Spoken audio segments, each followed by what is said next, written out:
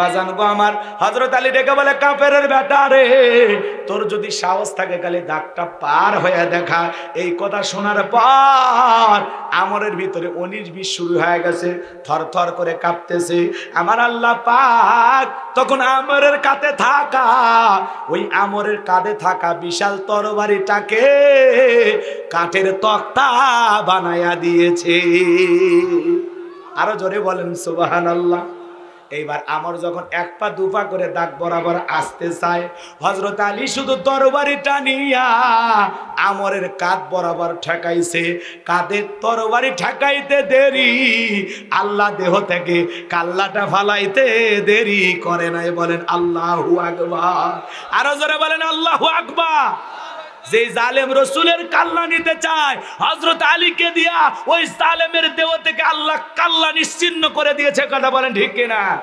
আজকেও যারা মুসলমানের রক্ত নিয়ে, মুসলমানের জীবন নিয়ে, মুসলমানের কাল্লানে খেলতে চায়, মনে রাখবেন আল্লাহ যখন ধরবে নমরুদ ফিরাউনের মতো জালেমদেরকে দুনিয়ার জমিন থেকে পিটাইয়া পিটাই বিদায় করবে। কথা বলেন ঠিক কিনা? এই জন্য মুসলমানেরা দ্বীনের জন্য, ইসলামের জন্য জীবনটা দিতে সদা সদা সর্বদাই প্রস্তুত। কারা কারা দুহাত তুলে শেষবারের মতো দেখান লিল্লাহে তাকবীর।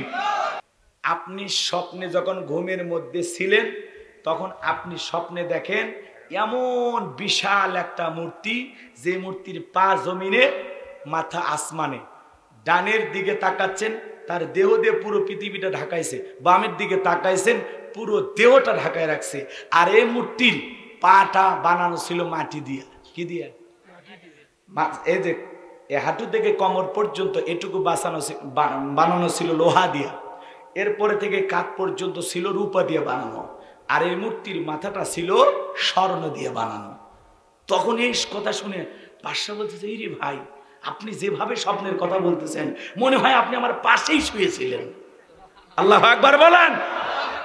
এইবার আল্লাহর পয়গম্বর দানিয়েল আলাইহিস সালাম ডেকে বলে, আপনি যখন ঘুমের মধ্যে দেখলেন এই বিশাল একটা দেহের মূর্তির মতো আকৃতিওয়ালা, এর মাথার উপরে ক্ষুদ্র একটা পাথর পড়লো, ওই পাথরটা পড়া মাত্রই দেহটা চূর্ণ বিচূর্ণ হয়ে গেল। বলেন আল্লাহু আকবার। আল্লাহ কি বলতেছেন? আল্লাযী খলাকাল মাউতা ওয়াল হায়াতা, যিনি সৃষ্টি করেছেন মৃত্যু আর জীবন। আল্লাহকে মৃত্যুর কথা বললেন। কিসের কথা বললেন? তাহলে মৃত্যু কি কাছে না দূরে? জোরে বলেন। এ বাজান গো আমার, চোখটা বন্ধ করে আমি গুনাহগারের কথাগুলো শুনবেন। 10টা মিনিট আমি আপনাদের কাছে ভিক্ষা চাই। আপনার আমার ভালো লাগবে বাজান, একটু মনোযোগ দিয়ে শোনেন। আমার আল্লাহ বলেন, আল্লাযী খলাকাল মাউতা ওয়াল হায়াতা লিয়াবলুয়াকুম আইয়ুকুম আহসানু আমালা। আমার আল্লাহ বলেন, যিনি সৃষ্টি করেছেন মৃত্যু আর জীবন, এর মাঝে আল্লাহ পাক পরীক্ষা করে দেখবেন আমলের দিক দিয়ে কার আমল কত বেশি সুন্দর। যার আমল যত বেশি উত্তম সুন্দর, আল্লাহর কাছে সেই বান্দা তত প্রিয়। কথা বলেন ঠিক কিনা? এই জীবন মৃত্যুর মাঝামাঝি আল্লাহ পাক যে সময় দিয়েছেন, আমার আল্লাহ পরীক্ষা করে দেখবেন আমলের দিক দিয়ে কার আমল কত বেশি উত্তম, কার আমল কত বেশি সুন্দর। কথা বলে ঠিক কিনা? তাহলে আল্লাহ প্রথমে কি বললেন? আল্লাযী খলাকাল মাউতা, যিনি সৃষ্টি করেছেন মৃত্যু। মৃত্যুর কথা কেন আগে বললেন? কারণ আছে না নাই? বাজানো গো আমার, এই দুনিয়াতে আসার একটা সিরিয়াল আছে, যাওয়ার কিন্তু কোনো সিরিয়াল নাই। দাদা আসছে, দাদার পরে বাবা আসছে, বাবার পরে আমি আসলাম। কিন্তু যাওয়ার বেলায় দাদার আগে নাতি চলে যায়, বাবার আগে ছেলে যায়। বাজান গো আমার, এই দুনিয়াতে কে কখন মারা যাবে আমরা কেউ জানি না। ছোট্ট দুধের শিশুটাও মারা যায়, যুবক মানুষটাও মারা যায়, আবার অনেক বৃদ্ধ বাবাজি বছরের পর বছর বেঁচে থাকে। কথা বলেন ঠিক কিনা? কিন্তু বাজান আজ হোক কাল হোক আমাদের সবাইকে মৃত্যুর স্বাদ গ্রহণ করা লাগবে। কুল্লু নাফসিন যায়কাতুল মাউত, প্রত্যেক প্রাণীকে মৃত্যুর স্বাদ গ্রহণ করা লাগবে। এই স্বাদ হলো 2 প্রকারের। মিষ্টি খাইলে মিঠা লাগে, নিম পাতা খাইলে কি লাগে?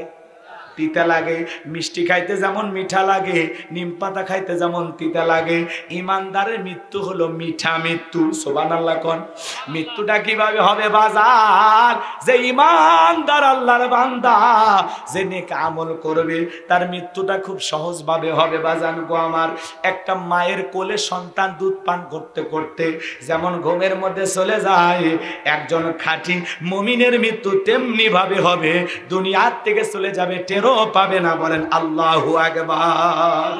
আর যারা নাফরমান বেঈমান গুনাহ করেছে, অপরাধ করেছে বাজান গো আমার, আজরাইল ফেরেশতা যখন জানটা কবজ করতে আসবে, রূহটা কবজ করতে আসবে, পা থেকে মাথা পর্যন্ত রূহটা ছটফট করবে। দেখেন না কত মানুষ চোখগুলো বড় বড় করে, কত মানুষ পায়খানা পেশাব পর্যন্ত করে দেয়, চিৎকার মারে, গালিগালাজ করে, আমাকে বাঁচাও বাঁচাও বলে চিৎকার মারে। বাজান গো আমার, আজ হোক কাল হোক আপনাকে আমাকে বিদায় নিতে হবে। ওই মৃত্যু বড় কঠিন বাজান গো আমার। হযরত মুসা আলাইহিস সালামকে ডেকে বলা হয়েছে, মৃত্যুর যন্ত্রণা আপনার কাছে কেমন মনে হয়েছে?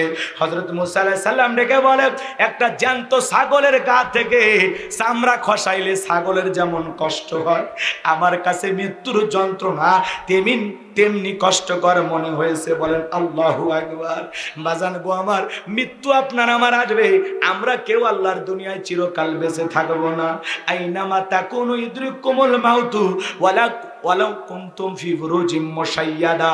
আল্লাহ রেখে বলেন, যেখানে থাকো, যে অবস্থায় থাকো, মৃত্যু তোমাদেরকে ধরবেই, মৃত্যু থেকে পালানোর কোনো রাস্তা খোলা নাই।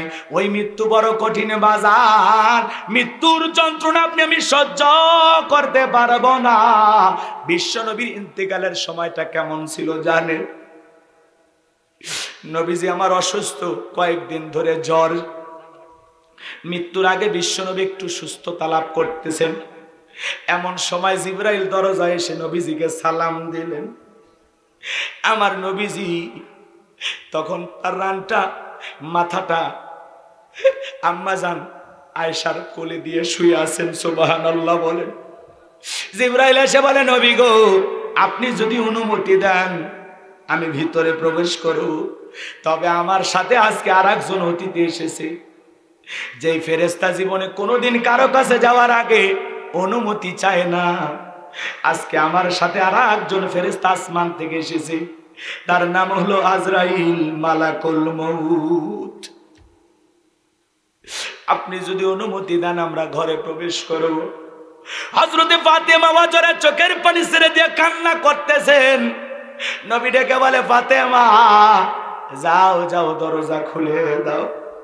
দরজা খুলে দিলেন। জিবরাইল আর আজরাইল দুইজন বিশ্ব নবীর রুমের ভিতরে প্রবেশ করলেন। ঘরের ভিতরে প্রবেশ করার পর মালাকুল মউত নবীজিকে সালাম দিলেন, ডেকে বলেন, নবী গো, আল্লাহ পাক আমাকে জানায় দিয়েছেন, আমার বন্ধু যদি অনুমতি দেয় জানটা কবজ করবা, আমার বন্ধু যদি অনুমতি না দেয় তাড়াতাড়ি করে ফেরত আসবা, দেরি করবা না। আল্লাহ আমার ভাইরা, হযরতে ফাতেমা ওয়াজরে চোখের পানি ছেড়ে দিয়া কান্না করেন, ডেকে বলে, বাবা আপনি যদি চলে যান আমার কি হবে? আমাকে ভালোবাসার মানুষ তো আপনি বাবা, আপনাকে আমি এত ভালোবাসি বাবা, একটা দিন না দেখলে থাকতে পারি না গো বাবা। ওয়াজরে ফাতেমা চোখের পানি ছেড়ে দিয়া কান্না করতেছেন। নবী ডেকে বলে, মা কান্না করিস না, আয় আয় আমার কাছে আয়। বিশ্ব নবীর কাছে যখন হযরতে ফাতেমা চলে গেলেন, নবীজি কানের মধ্যে কি যেন ফিস ফিস করে বললেন, ফাতেমার কান্না বন্ধ হয়ে গেল। বলেন সুবহানাল্লাহ। আম্মা জান আয়েশা দেখে বলে, ও আমার মেয়ে, তোমার বাবা কি এমন কথা বললো, তোমার কান্না কেন বন্ধ হয়ে গেল? ফাতেমা ডেকে বলে, আম্মা জান আমার বাবা বলেছে বাবার ইন্তিকালের পরে সর্বপ্রথমে বাবার সাথে আমার সাক্ষাৎ হবে। সুবহানাল্লাহ বলেন। আমার ভাইয়েরা, মালাকুল মউত নবীজির কাছে অনুমতি চাইলেন। বিশ্ব নবী যখন অনুমতি দিয়ে দিলেন, হ্যাঁ তুমি জানটা কবজ করতে পারো, মালাকুল মউত বিশ্ব নবীর জানটা কবজ করার জন্য যখন বুকের উপরে হাতটা রেখেছে, নবীজি ডেকে বলে মালাকুল মউত রে, আমি সহ্য করতে পারি না, তাড়াতাড়ি করে আমার বুক থেকে হাতটা নামায় নাও। আমার নবী অজরে চোখের পানি ছেড়ে দিয়ে কান্দে আর ডেকে বলে মালাকুল মউত রে, এই যদি হয় মৃত্যুর যন্ত্রণা, আমার উম্মতেরা কেমনে সহ্য করবে? কেমন নবী পাইছি গো, মরণের আগেও উম্মতের কথা বলে না। আল্লাহু আকবার বলেন। যাবার বেলা উম্মতের কথা বলে না। ডেকে বলে মালাকুল মউত রে, আমার উম্মতেরা মৃত্যুর যন্ত্রণা কেমনে সহ্য করবে? মালাকুল মউত ডেকে বলে, ও নবী, আল্লাহ পাক আমাকে বারবার বলেছে, আজরাইল রে, এমন ভাবে আমার বন্ধুর জানটা কবজ করবি, আমার বন্ধুর যেন কোনো কষ্ট না হয়। সুবহানাল্লাহ। ও নবী, দুনিয়াতে সব চাইতে কম কষ্ট দিয়া আমি আজকে সতর্কতার সহিত আপনার জানটা কবজ করব। নবী ডেকে বলে মালাকুল মউত রে, এই যদি হয় সব চাইতে কম কষ্ট, আমার কাছে মনে হয় একটা পাহাড় আমার বুকের উপরে চেপে ধরা হয়েছে। আমার ভাইয়েরা দ্বিতীয়বার যখন হাতটা রাখলেন, নবী ডেকে বলে মালাকুল মউত, হাতটা নামায়া ফেল, আর তো সহ্য করতে পারি না। আমার আপনার নবীর জন্য যদি মৃত্যুর যন্ত্রণা এমন কষ্টকর মনে হয়, আপনার আমার অবস্থাটা কেমন হবে রে বাজার? কত মানুষের বিদায় বেলায় আপনি আমি যাই, কত মানুষকে চোখের সামনে মৃত্যুবরণ করতে দেখলাম। যেই মানুষটা বেঁচে থাকতে চেহারার কত বাহাদুরি, জবানের কত বাহাদুরি, মুখ দিয়ে যা খুশি তাই বলতো, মৃত্যুর 2-4 মাস আগে জবান বন্ধ হয়ে যায়।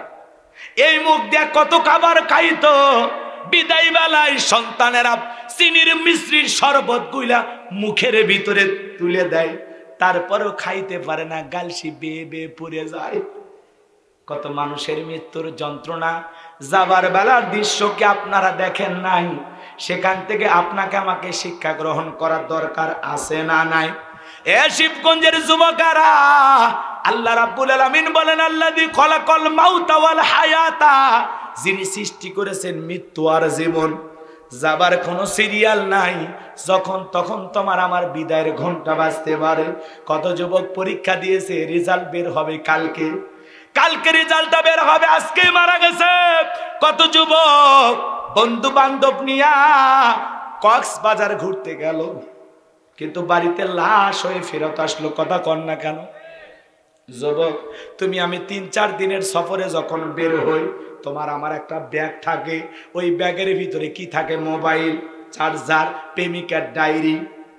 কথা কন না কেন? আপনার আমার পোশাক থাকে কিনা? সফর মাত্র 4 দিন 5 দিন, এই সফরের জন্য একটা ব্যাগ আমরা সাজাই নেই, মোবাইল, চার্জার, শ্যাম্পু, সাবান, পোশাক আশাক যা যা লাগে ওই ব্যাগের ভিতরে ভর্তি করে নেই। যুবক রে, 5-7 দিনের সফরের জন্য তুমি একটা ব্যাগ সাজাইলা, আজকে হোক কালকে হোক তোমাকে আমাকে কবরে যেতে হবে। এ যুবক, কবরে যাওয়ার আগে দেখো তো তোমার আমার কি আমলের ব্যাগটা রেডি আছে?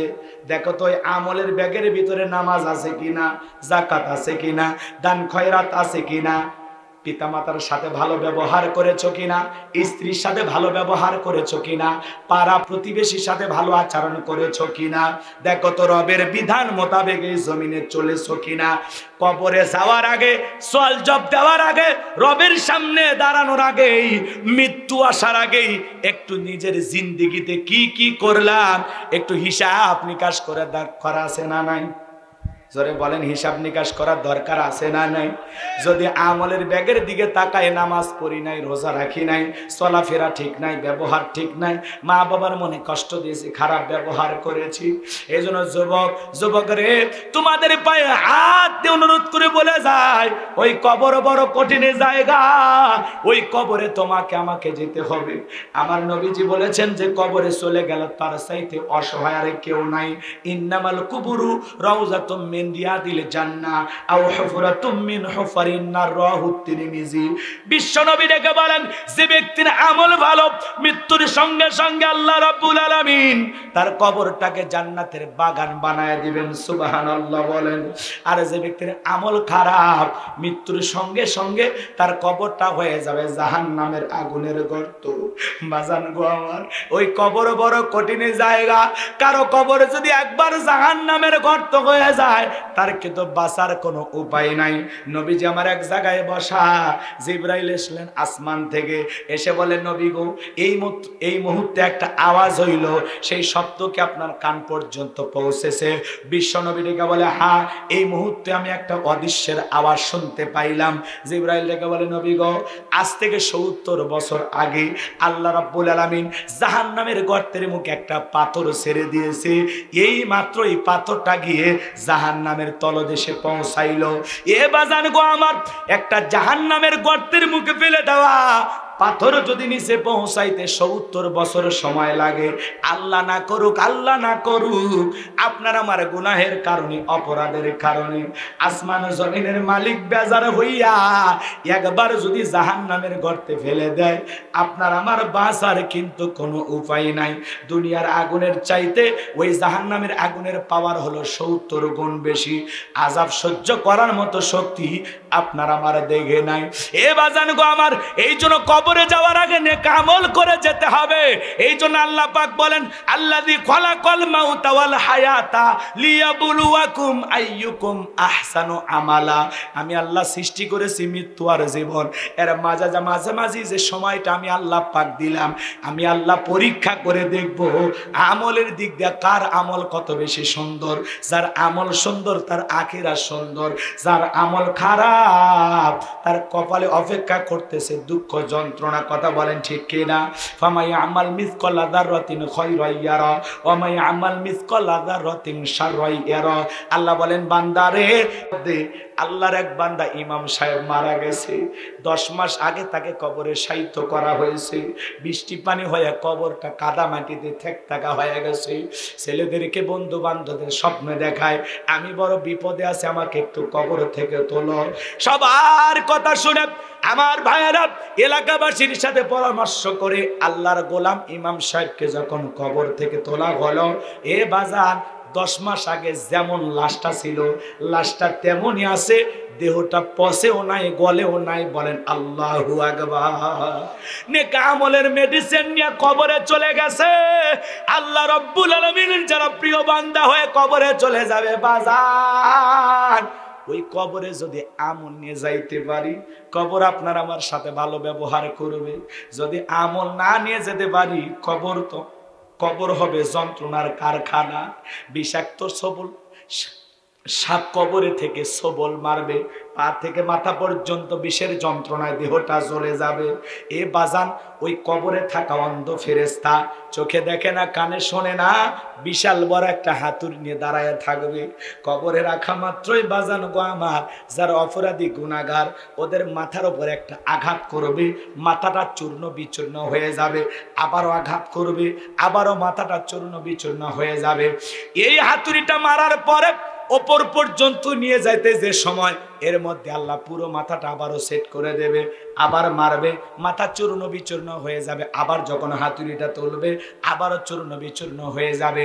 এই যদি হয় কবরের শাস্তি, এই যদি হয় অবস্থা, এ বাজান গো আমার, সেই কবরে যাওয়ার আগে নেক আমল করে যাওয়ার দরকার আছে না নাই? কারা কারা নেক আমল করে 5 ওয়াক্ত সালাত আদায় করে কোরআন সুন্নাহ দিয়ে জীবন সাজায় কবরে যাইতে চান, দুহাত তুলে আল্লাহকে একবার দেখান। আল্লাহ আমাদের সবাইকে নেক আমল করে কবরে যাওয়ার তৌফিক দান করুন। জোরে বলুন আমিন। আরো জোরে বলুন আমিন। হাত নামান। কষ্ট হচ্ছে না বাজান?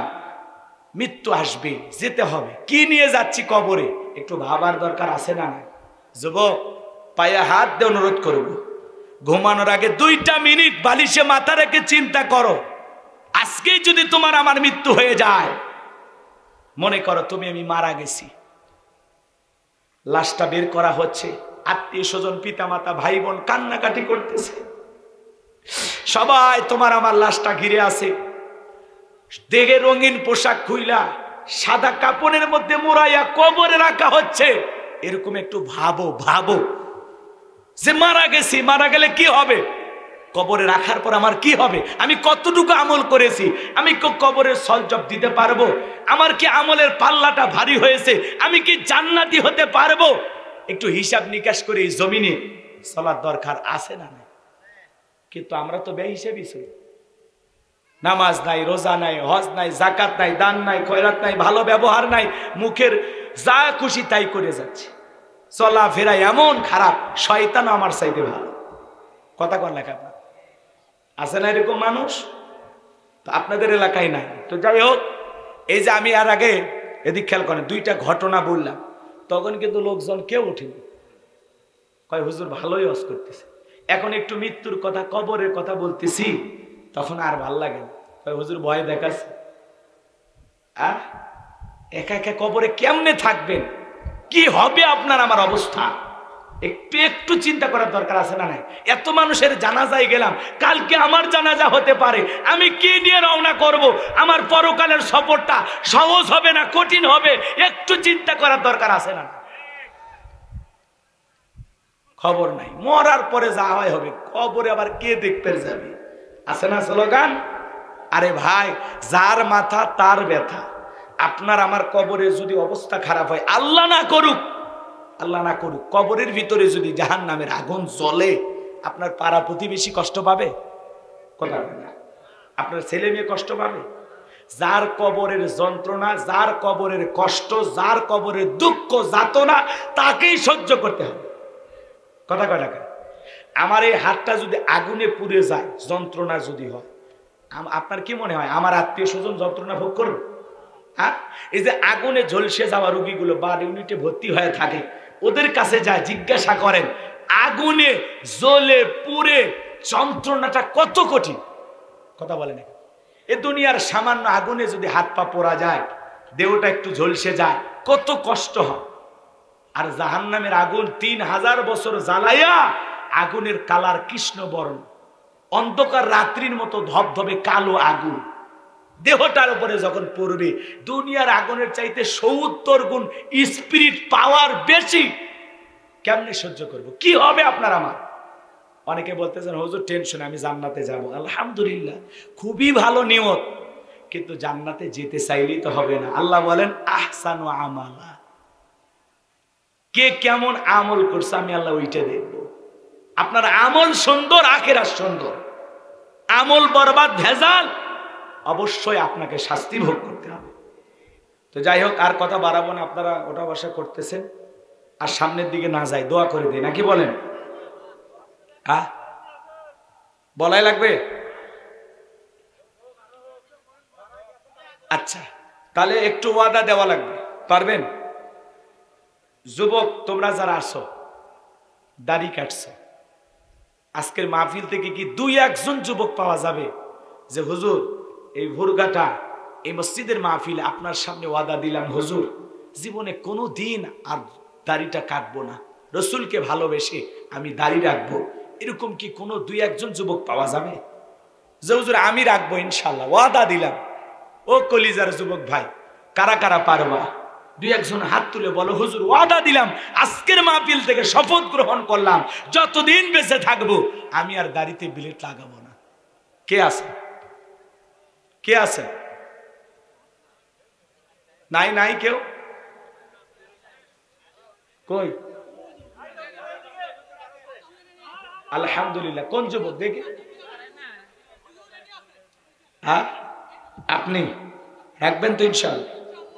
রাখবেন? আর দাড়িতে বেলেট লাগাবেন না? 1 পাইছি, আর কি? 2 আলহামদুলিল্লাহ। চাচা আপনি তো আসি, তুমি রাখবা বাবা? আলহামদুলিল্লাহ। 3 আর কে? 5টা মানুষ অন্তত হন আছে। আর 2 যুবক বাবা, এই দুনিয়া কিছুই না। কই কই? ওই 1-2 আলহামদুলিল্লাহ। যাক, 5 মানুষ পাইছি। আজকের মাহফিল সফল। এই যুবকেরা যদি দাড়ি রেখে নেক আমল করে আজকের মাহফিল আল্লাহ কবুল করবেন, জোরে বলেন আমিন। এইবার আরেকটা ওয়াদা, জীবনে অনেক আমরা নামাজ কাজা করেছি, অনেক মিথ্যা কথা বলেছি। আজকের মাহফিল থেকে হয়তোবা হুজুর আমি এশাও পড়িনি, হুজুর আমি ফজরও পড়িনি, আজকে থেকে নিয়ত করেন যে হুজুর যতদিন বেঁচে থাকবো নামাজ কাজা করব না। এরকম নামাজের বিষয়ে পাক্কা ওয়াদা কারা কারা দিতে পারবেন? হাত তোলেন। যে হুজুর জীবনে আর কোনোদিন নামাজ ছাড়বো না, হাত তোলেন, হাত তোলেন। এই মসজিদ কমিটির লোকেরা, এই যুব সমাজ, খালি মাহফিল করলে হবে না, খালি মাহফিল করলে হবে না, নামাজ পড়তে হবে। মসজিদ কমিটির মধ্যে আপনার নাম আছে আর আপনি মসজিদে যান না, আপনি কিসের কমিটি? কথা বলেন। মাশাআল্লাহ, কি নামাজ পাঁচ ওয়াক্ত হবে? লিল্লাহি তাকবীর। দাড়ি রাখার ব্যাপারে কি অনুমতি লাগবে ভাবির থেকে নাকি? কয় দুই চারটা বেটির বাবা হোক, এরকম ভাবতেছেন না? তাহলে আমরা সবাই নামাজ পড়বো তো ইনশাআল্লাহ। আল্লাহ কবুল করেন, জোরে বলেন আমিন। অনেকে এরকম ভাব নাই, হুজুর বিয়ে শাদী এই মাত্র করলাম, দুই চারটা বাচ্চা কাচ্চা হোক এরপরে চিন্তা ভাবনা করব। এই যুবক আসো নামাজে, কয় না এখন একটু ব্যস্ত আছে। আরে ভাই, তোমার আমার কখন মৃত্যু হবে? এই যে গত কালকের আগের দিন ঢাকা শহরের একটা ঘটনা, আজকে বিয়ে করেছে, বাসর স্ত্রীর সাথে হয়ে পরের দিনে কি হয়? বউ ভাত। কি ভাত? তো এই বউ ভাতের দিনে ছেলেটা মোটরসাইকেল নিয়ে একটু চলে গেছে, আহারে 12টার আগে যুবক লাশ হয়ে বাড়িতে আসছে। একদিন হলো বিয়ে করেছে, সেই যুবক লাশ হয়ে বাড়িতে আসছে। কথা কয় লেখা রাগ করতেছেন আপনারা? এই জন্য বাজান, আপনার আমার মৃত্যু কখন আসবে, কোথায় মৃত্যু দাঁড়িয়ে আছে, কোন জায়গায় হবে আমরা কেউ জানি? জোরে বলেন আমরা কেউ জানি? আমরা তখন খালি আফসোস করি, এই ছেলেটাকে বারবার বলি মোটরসাইকেল জোরে চালাস না, এই জোরে চালানে জেনে মরছে। কথা কয় না? রাগ করতেছেন? আরে ভাই, আপনার মৃত্যু আল্লাহ এমন ভাবে দেবে, মালাকুল মউত আল্লাহকে বলেছিল, আল্লাহ এই যে মানুষের জান আমি কবজ করব, দুনিয়ার সব মানুষ তো আমারে গালি দেবে, তাহলে আমার উপায়টা কি? আমার আল্লাহ তখন বলেছেন, না তোরে গালি দেবে না, তোরে গালি দেবে না, আমি এমন ভাবে মানুষের মৃত্যু দেব যাতে তোরে কেউ গালি না দেয়। মানুষ বলবে কি হয়েছে? জ্বর বেশি বাইরে গেছে, মারা গেছে, ডায়াবেটিস নীল হয়ে গেছে, মারা গেছে। কথা কয় না? হাত ব্লক হয়ে গেছে, মারা গেছে, গরমের কারণে হিট স্ট্রোকে মারা গেছে। তোর দোষ হবে না, মোটরসাইকেল জোরে চালাইছে, ট্রাক এসে চাপা দিয়ে মারছে, ট্রাকের ড্রাইভারের দোষ, মোটরসাইকেলের চালকের দোষ, তোর দোষ হবে না। কথা কয় না কে? আমরা এভাবে বলি না, ইস বারে সকালবেলায় ভালো লোকটা দেখলাম, বারে হাই রে সকালবেলা, দুপুর বেলা শুনলাম অটোর থেকে পড়ে মরে গেছে, এই অটো এত জোরে চালান লাগবে? কথা কয় না? কোনো না কোনো একটা বাহানা দিয়ে আল্লাহ তুলে নেবে। কথা বলে ঠিক কিনা? ওই যে আমার এক খালু গতকালকে মারা গেছে, আমারই খালু। কি হয়েছে? কয় কি যেন একটা ইনজেকশন পুশ করছে, লোকটা মারা গেল, মনে হচ্ছে ষড়যন্ত্র করে মারছে, এরকম ভাবতেছে। কিন্তু ওই ইনজেকশন তাকে নিয়মিত দিতে হয়, এতদিন দিয়েছে বেঁচে ছিল, আজকে দিয়েছে মারা গেছে। কথা কয় না? এই হলো জীবন। আবার অনেকে দেখেন মরার জন্য গ্যাসের ট্যাবলেট খায়, তাও বেঁচে থাকে, খালি ওর পেটের কৃমিগুলো বলে যায়। যাই হোক, আল্লাহ কাকে কখন মৃত্যু দিবে, কত মেয়ে দেখেন না, ছেলে দেখেন না, রাগান্বিত হয়ে গলার দড়ি দিবে যায়, কই মরে যাবে, জীবন রাখবি না। তারপরে লোকজন ধরে নিয়ে যায়, হাসপাতালে ভর্তি করে, পেটের ভিতরে লল ঢুকে দিয়ে মাল মেডিসিন সব বাই করে, কয় আমি তো মরার জন্য খাইছিলাম, কিন্তু বিষটা একটু দুর্বল কাজ করছে। কথা কয় না? এই হলো অবস্থা। ভাই, মৃত্যু যেদিন আসবে তোর কিচ্ছু খাওয়া লাগবে না, কিচ্ছু খাওয়া লাগবে না, মালাকুল মউত এমনি নিয়ে যাবে। আত্মহত্যা করে মারা যা, নিজেকে জাহান্নামে নিয়ে যাওয়া যাবে। আল্লাহ যুব সমাজকে হেদায়েত দান করুক, জোরে বলেন আমিন। আর বাকি কথা এই পর্যন্তই শেষ। ভালো থাকবেন, সুস্থ থাকবেন, আল্লাহ যেন আমাদেরকে হেদায়েতের পথে কবুল করেন, জোরে বলেন আমিন। আল্লাহুম্মা আমিন। রব্বানা যালামনা আনফুসানা ওয়া ইল্লাম তাগফির লানা ওয়া তারহামনা লানাকুনান্না মিনাল খাসিরিন। বুরুঘাটা বাইতুন নূর জামে মসজিদ কমিটি কর্তৃক আয়োজিত আল্লাহ আজকের এই 12তম অধিবেশন তাফসীরুল কোরআন মাহফিল থেকে আজকের মাহফিলের সভাপতি আমার প্রিয় শ্রদ্ধাভাজন বড় ভাই আলহাজ গোলাম রব্বানী খোকা, আল্লাহ তোমার এই গোলামকে তুমি কবুল করে নাও। প্রধান অতিথি মাননীয় মেয়র মহোদয় জনাব মোহাম্মদ তহিদুর রহমান মালিককে আল্লাহ কবুল করে নেন, বিশেষ অতিথি কবুল করে নেন, আমন্ত্রণ অতিথি যাদের নাম আছে আল্লাহ কবুল করে নেন। কথা বলেছেন মাওলানা তোফাজ্জল হোসেন তোফা, সম্মানিত খতিব মহোদয়কে আল্লাহ কবুল করে নেন, ইজ্জত সম্মান বাড়ায় দেন। মাওলানা রায়হানুল ইসলাম সালিহি ভাই, আমার প্রিয় ভাই, অনেক মহাব্বত করেন, ভালোবাসেন, আল্লাহ প্রিয় ভাইয়ের জবানকে ইসলামের জন্য কবুল করে নেন। রব্বুল আলামিন মাহফিল পরিচালনায় মাওলানা মোহাম্মদ মতিউর রহমান, আল্লাহ তোমার গোলামকে তুমি কবুল করে নাও। রব্বুল আলামিন মাগরিব থেকে পর্যন্ত যত উলামায়ে কিরাম আলোচনা করেছেন প্রত্যেকটা কথার উপরে আমাদের আমল করার তৌফিক দিয়ে দাও।